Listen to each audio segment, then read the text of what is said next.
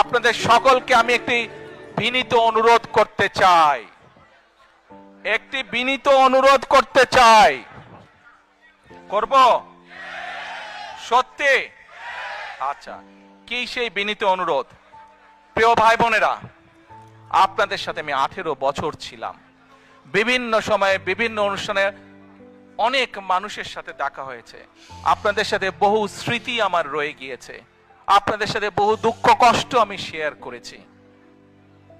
আপনারা বিভিন্ন সময়, আমার বক্তব্যের শুরুতেই বলেছি, যুক্তরাজ্য সহ বিভিন্ন দেশের প্রবাসী, বিশেষ করে যারা জাতীয়তাবাদী, বাংলাদেশি জাতীয়তাবাদের রাজনীতিতে বিশ্বাস করেন, আপনারা বহু মানুষ বিভিন্ন সময় আমার পরিবারের, দলের বিপদের সময় আমাকে মানসিকভাবে সাহস দিয়েছেন, সহযোগিতা করেছেন, সমর্থন জুগিয়েছেন।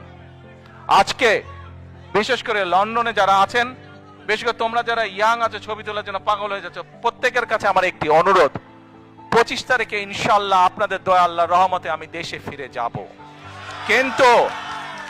কিন্তু এখানে উপস্থিত, এই ঘরে উপস্থিত প্রত্যেকটি মানুষের কাছে আমার অনুরোধ, দয়া করে কেউ আপনারা এয়ারপোর্টে সেদিন যাবেন না। দয়া করে কেউ আপনারা এয়ারপোর্টে যাবেন না আপনারা।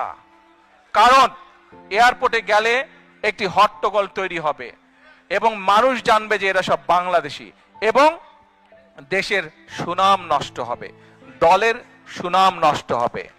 যারা এয়ারপোর্টে যাবেন না, যারা সেদিন এয়ারপোর্টে যাবেন না, আমার আজকের এই অনুরোধ যারা রাখবেন, আমি ধরে নিব তারা দল এবং সর্বোপরি দেশের সম্মানের প্রতি মর্যাদা রাখবেন।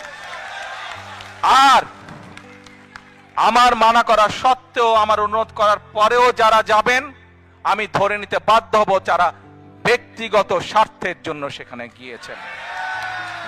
প্রিয় ভাই বোনেরা, সকলের কাছে দোয়া চেয়ে যাচ্ছি, আপনারা দয়া করে দোয়া করবেন, দেশনেত্রী খালেদা জিয়ার জন্য দোয়া করবেন।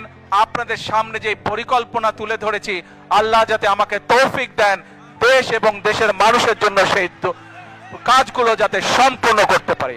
আল্লাহ হাফেজ। বাংলাদেশ জিন্দাবাদ। বাংলাদেশ জাতীয়তাবাদী দল জিন্দাবাদ। আসসালামু আলাইকুম।